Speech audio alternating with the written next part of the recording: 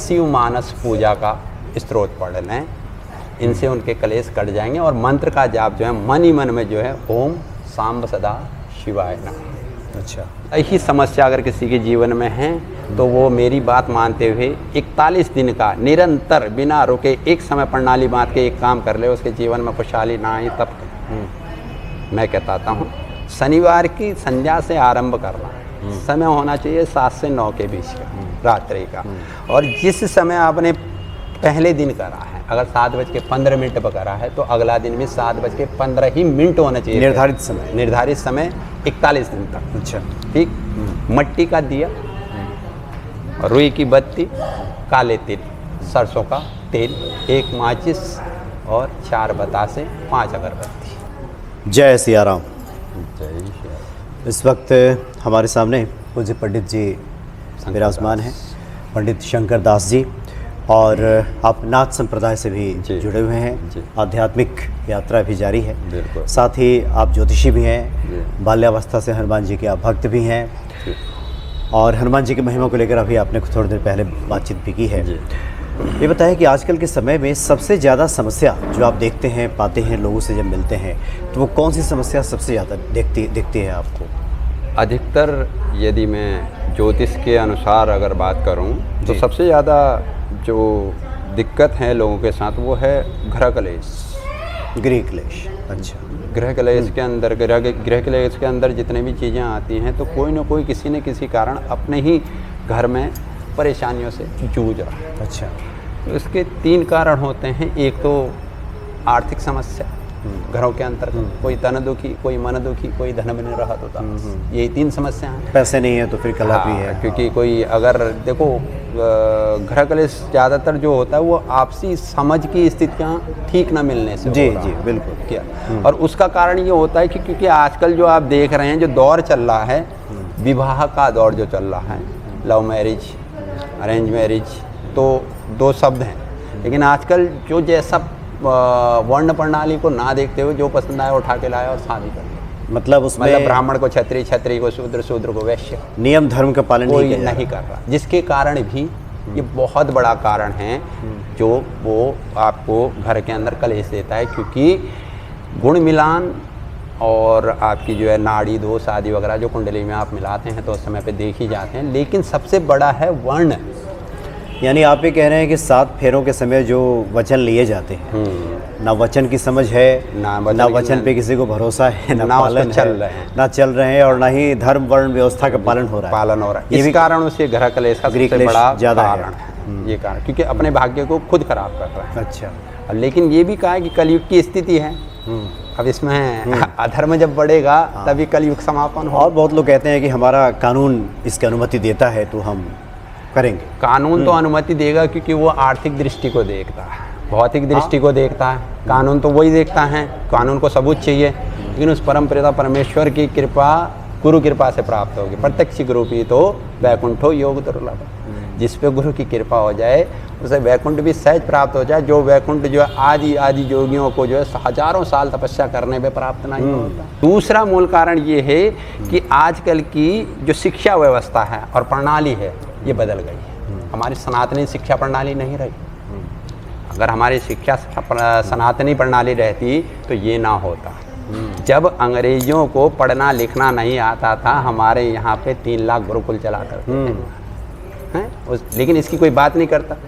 हमारे सबसे बड़ा विश्वविद्यालय, हमारे देश का सबसे बड़ा विश्वविद्यालय नालंदा विश्वविद्यालय में चीन का ह्युआंग नाम से जो दार्शनिक आए थे, उनसे पूछा गया था 10 साल बाद वो गए थे वहाँ से आने के बाद कि भाई तुम नालंदा में गए थे तो वहाँ पे क्या वो बोला सबसे बड़ी पुस्तकालय था ना 7 मंजिला वहाँ का। बोला मैं एक ही पुस्तकालय में रहा और मैं केवल वहाँ पर जो 10 सालों में 10 घंटे के अंदर जितनी पुस्तक पढ़ सकता पढ़ी, लेकिन मैं केवल एक ही मंजिल तक पहुँच पाया। 6 मंजिल तो मेरी रहेंगे। अब जो ज्योतिषीय दृष्टिकोण से अगर हम बात करें तो लोग बताते हैं कि पापी ग्रह, क्रूर ग्रहों की कुदृष्टि जब होती है तब इस तरह की स्थिति आती है, या फिर सिर्फ ग्रहों का ही हाथ है, या फिर व्यक्ति स्वयं भी अपना कुछ खराब कर लेता है? सारा ग्रहों का हाथ नहीं रहता। अच्छा। व्यक्ति के कर्म भी जुड़े हैं क्योंकि ठाकुर जी ने गीता में सब कर्म निवाद किए है ना। कर्म के अनुसार ही आपकी जो है भाग्य बदल भी सकता है और आपका भाग्य उसमें दुर्भाग्य में भी जा सकता है, दुर्भाग्य भाग्य में भी आ सकता है वो, लेकिन उसकी हिम्मत किसके अंदर है?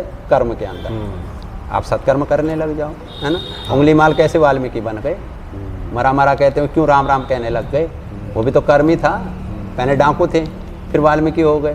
कारण क्या था? कर्मों का ही तो फर्क है, और कर्म ही आपको आगे बढ़ाते हैं, कर्म ही आपको पीछे करते हैं। ये राहु केतु शनि आदि का भेद तो तब है जब आपकी मानसिक संतुलता उसके अंदर आकर्षित हो जाए, कुंडलियों के अंदर आकर्षित हो जाए, वरना भगवान ने तो सबको एक तरह आचरण करने के लिए भेजा है। अब आप उनमें से 3 गुण हैं, हर मानव के अंदर 3 गुण समाहित नहीं ना, सततम रज।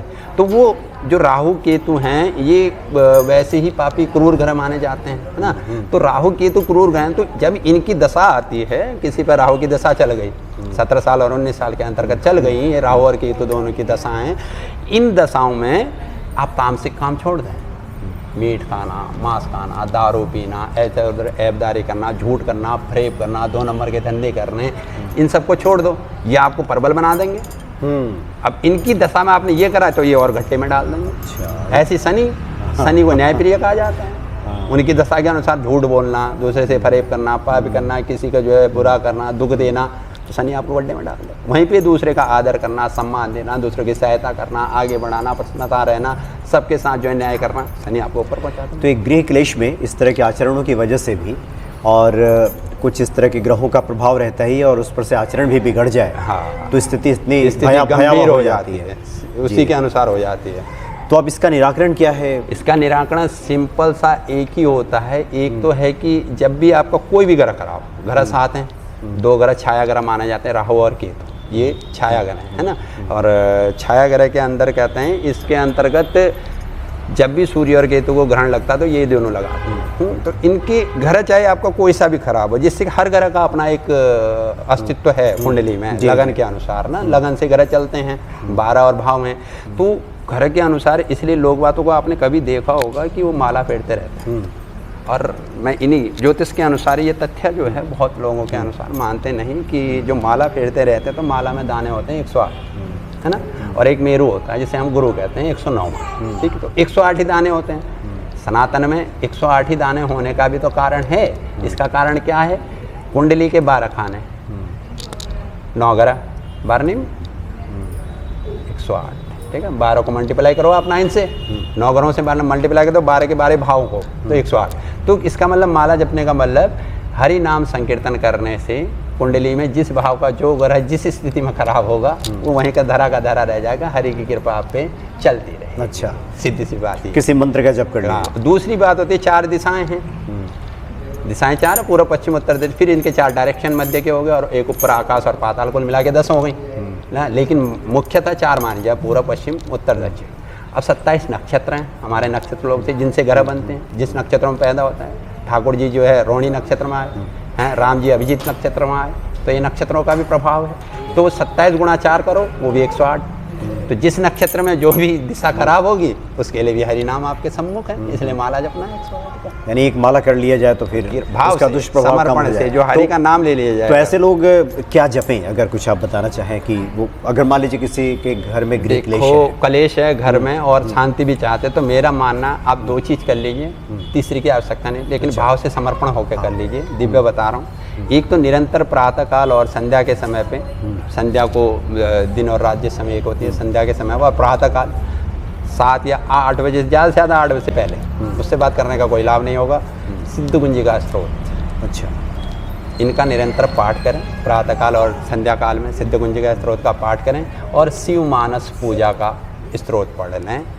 इनसे उनके कलेश कट जाएंगे। और मंत्र का जाप जो है मन ही मन में जो है, ओम सांब सदा शिवाय नमः।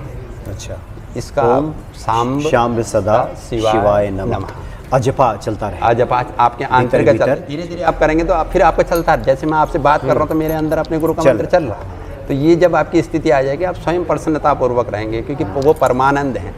सत्य धन चित्त घन आनंद स्वरूप सच्चिदानंद, है ना, जिसके अंदर सत्य भी है ना, घनीभूत है, जो सबसे सत्य से घनीभूत हैं, चित्त से तो ये घनीभूत हैं। सर्वमान्य उपाय है। सर्वमान्य और उपाय। किसी के जीवन में कुछ लोग जैसे बताते हैं कि बहुत ज़्यादा समस्या है, तो हाँ। क्या उनको अलग से किसी विश्लेषण की आवश्यकता होती है या फिर? ज़्यादा ही समस्या अगर किसी के जीवन में है तो वो मेरी बात मानते हुए 41 दिन का निरंतर बिना रुके एक समय प्रणाली बांध के एक काम कर ले, उसके जीवन में खुशहाली ना आई तब मैं कहता हूँ शनिवार की संध्या से आरंभ करना। समय होना चाहिए 7 से 9 के बीच का रात्रि का। और जिस समय आपने पहले दिन करा है, अगर 7:15 पर करा है तो अगला दिन भी 7:15 ही मिनट होना चाहिए। निर्धारित समय 41 दिन तक। अच्छा, ठीक। मट्टी का दिया, रुई की बत्ती, काले तिल, सरसों का तेल, 1 माचिस और 4 बतासे, 5 अगरबत्ती। ठीक है जी। इसको ले जाके पीपल के वृक्ष पे उसकी जड़ पे रख के दक्षिण की ओर या पश्चिम की ओर दिए का मुख करके उसको प्रज्वलित करें। और उस समय पे यदि 7 से 8 के बीच करते हैं तो उत्तर की ओर, 8 से 9 करते हैं पश्चिम और दक्षिण के बीच। ठीक है। तो जब आप इसको करेंगे तो प्रार्थना करनी महादेव से और कुबेर भगवान से कि प्रभु कृपा करो, दया करो, दृष्टि करो।